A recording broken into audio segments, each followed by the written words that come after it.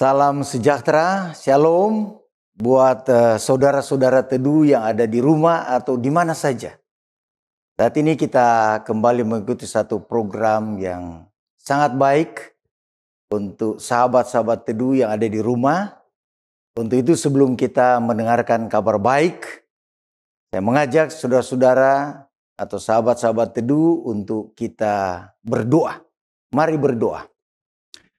Bapa kami yang kami kasihi dan yang sangat mengasihi kami.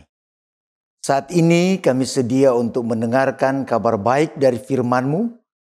Kami mohon Roh Kudus-Mu memberkati kami semua sehingga kabar baik ini kami boleh mengerti. Lebih khusus kami dimampukan untuk mengaplikasikan itu dalam hidup kami. Kami sambut firman-Mu dengan sukacita. Kami persembahkan doa ini hanya di dalam nama Tuhan Yesus, nama yang indah, Tuhan dan Juru Selamat kami. Amin. Baik, sekali lagi sahabat-sahabat teduh yang ada di rumah atau mungkin di mana saja. Saat ini kita akan membaca firman Tuhan. Bagi sahabat-sahabat teduh yang ada firman Tuhan atau mungkin gadget saudara yang saudara taruh firman Tuhan di sana. Kita baca dalam Mazmur 90 ayatnya yang ke-12. Sekali lagi Mazmur 90 ayat yang ke-12.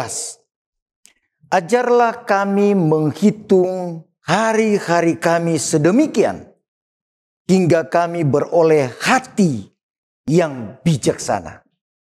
Nah, sekali lagi saudara-saudara, sahabat-sahabat teduh yang ada di rumah, saya sangat tertarik dengan apa yang disampaikan oleh pemazmur ini dalam Mazmur 90 ayat 12. Kita akan belajar sedikit dari beberapa kata yang sudah disampaikan di dalam kalimat dalam ayat 12 di dalam Mazmur 90 ini. Ya. Kalau saudara melihat kata menghitung di sana, ini penting saudara. Kata menghitung ini memberikan satu nasihat kepada kita sebagai umat-umat Tuhan di dunia ini. Bahwa sebagai manusia kita bukan hanya membuat strategi-strategi mengenai strategi lahiriah. Tetapi firman Tuhan mau menyampaikan kepada kita bahwa di samping strategi-strategi lahiriah adalah sangat penting di dalam kehidupan kita untuk membuat yang namanya strategi-strategi rohani.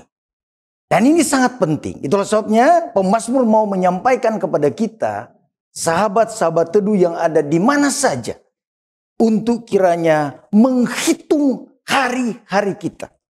Nah, kata menghitung saudara, sebenarnya kalau saudara lihat dari bahasa aslinya, ini bisa diterjemahkan dengan recount.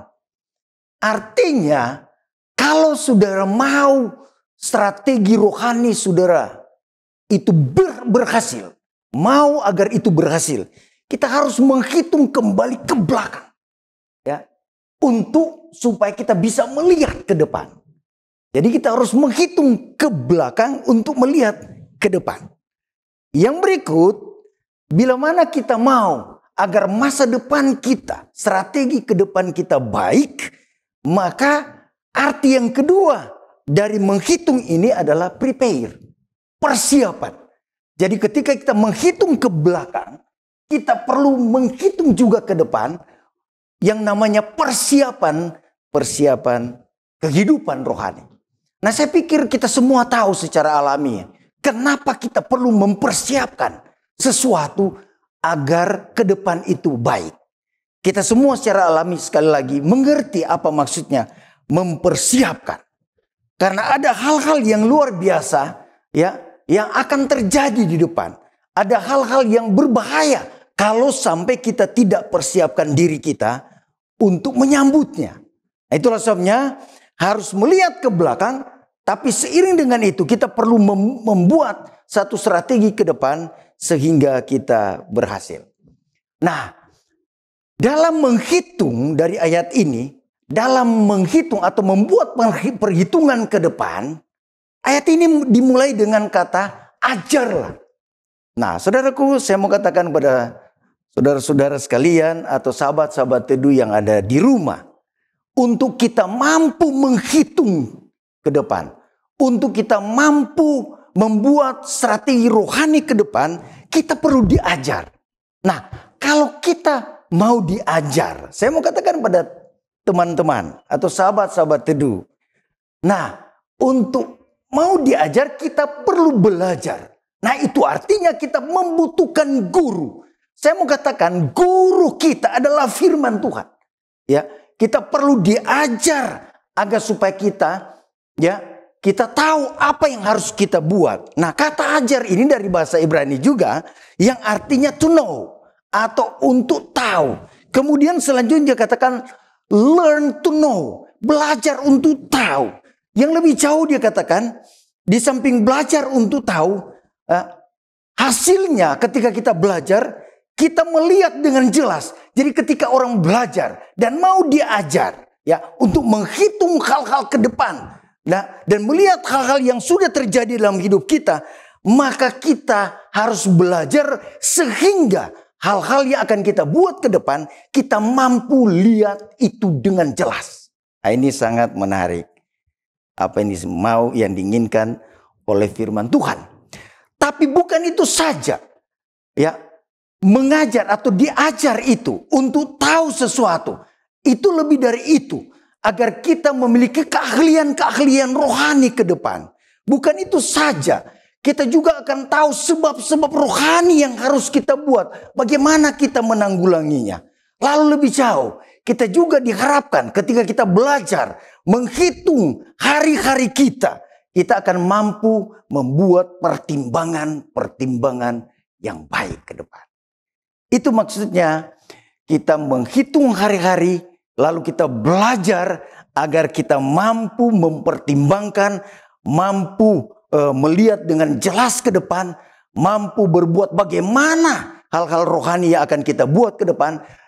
Dengan demikian kita juga memiliki keahlian-keahlian rohani dalam melihat masalah-masalah ke depan.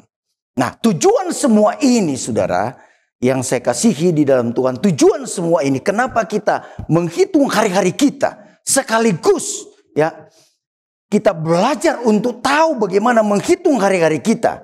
Tujuannya adalah agar kita memperoleh hati yang bijaksana. Itulah yang disampaikan oleh Mazmur 90 ayat 12 tadi. Ya, menghitung kemudian belajar sehingga memperoleh hati yang bijaksana. Nah, ini yang menarik saudara. Apa yang dimaksud dengan memperoleh hati yang bijaksana ini penting. Ya. Bagaimana kita mampu memperoleh hati yang bijaksana? Kita belajar, kemudian ya kita menghitung ya sesuai dengan keinginan Tuhan sehingga kita memperoleh hati yang bijaksana. Nah, apa yang dimaksud dengan hati yang bijaksana? Ada 3 kata yang disampaikan dalam bahasa aslinya tentang hati yang bijaksana, tapi saya tidak mau bahas itu satu persatu. Nah, hati yang bijaksana ini artinya ketika kita belajar, kita mampu menghitung hari-hari kita, baik yang sudah berlalu dan hari-hari kita ke depan. Setelah jelas dalam pola berpikir kita, dan kita memperoleh hati yang bijaksana. Bijaksana ini artinya kita mampu membawa pelajaran-pelajaran, ya keahlian-keahlian yang kita dapat itu disimpan dalam pikiran kita. Tetapi itu tidak cukup, ya. Dalam bahasa aslinya ketika kita simpan, membawa itu dalam pikiran kita, dalam hati kita, itu tidak cukup. Ya. Yang disebut oleh firman Tuhan memperoleh hati yang bijaksana, bahasa Inggrisnya disebut wisdom. Wisdom ini adalah hikmat. Apa yang dimaksud dengan hikmat? Ketika kita belajar, kita bawa itu dalam pikiran kita, dalam hati kita. Maka hikmat yang dimaksudkan oleh firman Tuhan ini, hati yang bijaksana itu adalah kita belajar dan kita mampu mengaplikasikan itu dalam hidup kita. Itu yang disebut bijaksana. Jadi orang yang mampu menjadi bijaksana adalah orang yang mampu menghitung hari-harinya yang sudah berlalu. Kemudian dia mampu membuat hal-hal yang ajaib ke depan dengan perhitungan-perhitungan rohani. Lalu akhirnya dia mampu mengaplikasikan apa yang dia pelajari itu. Dan itulah yang disebut bijaksana. Dengan demikian, saudara dan saya, itulah yang diinginkan oleh Tuhan untuk kita lakukan. Apply what you learn. Itulah yang dimaksud dengan hikmat atau bijaksana. Nah, saudaraku yang saya kasihi di dalam Tuhan, hal ini penting untuk kita sadari oleh karena dalam kehidupan kita, saya melihat, bahkan kita sendiri melihat, bahwa tidak cukup kita memperoleh yang namanya pengetahuan. Kita mengisi ilmu dalam pikiran kita. Kita mengisi disiplin ilmu yang kita pelajari. Itu tidak cukup katanya tanpa kita aplikasikan itu dalam hidup kita. Yang dalam bahasa Ibrani hakemah. Kita tidak bisa hakemah. Kita tidak bisa wisdom, bijaksana, berhikmat kalau kita dalam apa yang kita pelajari kita aplikasikan. Dan inilah yang terjadi kepada banyak ahli Taurat di zaman Yesus. Di zaman Yesus mereka mengisi ilmu pengetahuan. Tetapi Yesus sendiri mereka tidak kenal. Ya, aplikasi hidup mereka yang mereka pelajari, yang diaplikasikan, yang dibuat oleh Yesus dalam perbuatannya, mereka tidak kenal. Nah, Yesus mengecam orang-orang seperti itu. Jadi tidak cukup kita mengerti, tidak cukup kita mampu memiliki pengetahuan, tapi kita harus mampu mengaplikasikan. Saudaraku yang saya kasihi di dalam Tuhan, di dunia ini ada begitu banyak orang jahat, ya, punya ilmu, ya. Ilmunya luar biasa, tapi tidak mampu mengaplikasikan ilmunya. Bahkan kalaupun dia lakukan, yang dia lakukan adalah mengaplikasikan ilmu kejahatan.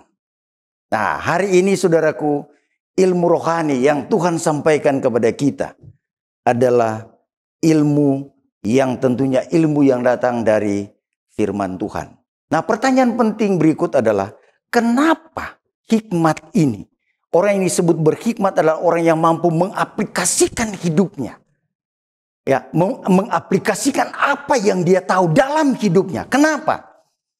Ini tujuannya adalah kita harus sadari bahwa hidup kita di dunia ini adalah hidup sementara. Kalau saudara balik ke ayat 10, ya, ayat 10 dia sebutkan demikian. Kenapa kita harus terapkan kehidupan, terapkan pengetahuan atau apa yang kita tahu dalam hidup kita? Kenapa? Karena ayat 10 sebutkan masa hidup kami, ya, 70 tahun. Dan jika kami kuat 80 tahun.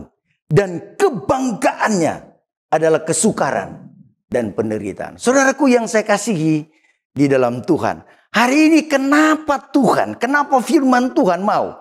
Ketika saudara tahu firman Tuhan, ketika saudara isi firman Tuhan itu dalam pikiran saudara, kenapa Tuhan mau kita aplikasikan itu dalam kehidupan kita?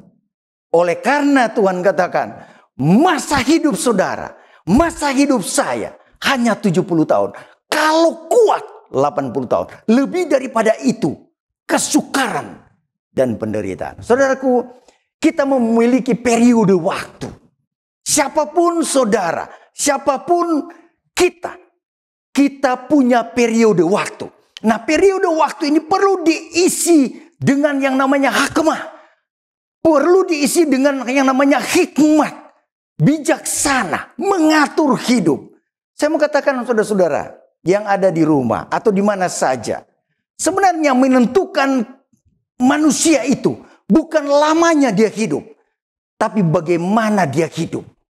Ya, bukan kuantitas umur, walaupun itu juga penting, tetapi yang dimau oleh Tuhan adalah kualitas hidup. Bagaimana kita hidup. Itulah sebabnya perlu diingat saudara-saudara. Kenapa kita perlu menjalankan apa yang kita pelajari, kita hidupkan. Oleh karena masa hidup kita terlalu singkat di dunia ini. Mungkin bagi saya, saudara, yang ada di rumah, mungkin 70 tahun itu panjang, 80 itu panjang. Tetapi sesungguhnya itu singkat. Kalau diukur bahwa sesungguhnya sebenarnya rencana hidup manusia Tuhan kepada manusia, rencana Tuhan kepada manusia adalah kekal. Itu terlalu singkat. Tetapi, walaupun mungkin ini dipikir oleh saudara dan saya lama, dan bagi Tuhan ini singkat, Dia mengajak kita untuk kiranya menggunakan waktu yang singkat ini, 70 tahun kalau kita sampai pada 70 tahun, 80 tahun, untuk gunakan meng-apply apa yang kita tahu melalui firman Tuhan. Sehingga hidup kita benar-benar hidup yang penuh bijaksana. Saudaraku yang saya kasihi di dalam Tuhan, saya berumur 50 tahun sekarang ini. Kalau ikut Alkitab, dalam periode Alkitab itu artinya saya bisa saja tinggal hidup 20 tahun ke depan. Nah, Tuhan mau agar kita menggunakan waktu ini untuk muliakan Tuhan. Untuk mengaplikasikan apa yang kita tahu dalam hidup kita. Sehingga membawa kemuliaan bagi nama Tuhan. Kenapa? Sekali lagi, Alkitab menyebutkan masa hidup kita 70 tahun. Kalau kuat 80 tahun. Selebih itu penderitaan, ya. Selebih itu adalah kesukaran dan penderitaan. Nah, saudaraku yang saya kasih di dalam Tuhan, saya dapat terjemahan tentang penderitaan dan kesukaran ini. Ya, dia terjemahkan sebenarnya penderitaan ini sebagai arogan, ya, dalam terjemahan aslinya. Kemudian trouble, kesukaran dan penderitaan, arogan dan trouble. Saya mau katakan saudara, kalau kita tidak berhikmat bersama dengan Tuhan, kalau kita tidak menghidupkan kehidupan yang Tuhan inginkan dalam hidup kita, saya pastikan masa tua kita, masa yang penuh dengan arogansi dan trouble. Masa yang penuh dengan keonaran, penuh dengan masalah dalam hidup kita. Belum juga ditambah dengan sakit penyakit di usia yang sudah tua. Pendek kata saudara, ketika dalam periode hidup kita, kita tidak mengaplikasikan apa yang firman Tuhan mau. Meng-apply itu dalam hidup kita. Mengaplikasikan itu dalam hidup apa yang kita tahu. Maka masa tua kita, firman Tuhan katakan, adalah masa yang penuh dengan arogansi dan trouble. Saya pikir tidak ada saudara-saudara atau sahabat-sahabat teduh yang mau seperti itu. Ketika kita menjalani masa hidup di masa tua, kita membuat masa-masa itu dengan masa arogansi dan trouble. Saya pikir tidak. Ingat saudaraku, tapi ini akan datang. Tapi bila mana saudara dengan Tuhan, saya mau katakan, kalaupun masalah itu datang, saudara yang memiliki pengetahuan dan ilmu firman Tuhan, kita akan hidup dengan penuh kedamaian. Jangan katakan ketika kita ada dengan Tuhan, lalu kita tidak ada sakit. Jangan katakan itu. Tapi ketika itu sakit itu datang, kita akan dimampukan oleh Tuhan menghadapinya. Oleh karena kita tahu firman Tuhan menyampaikan itu. Ada kekuatan yang Tuhan akan berikan buat saudara sekalian.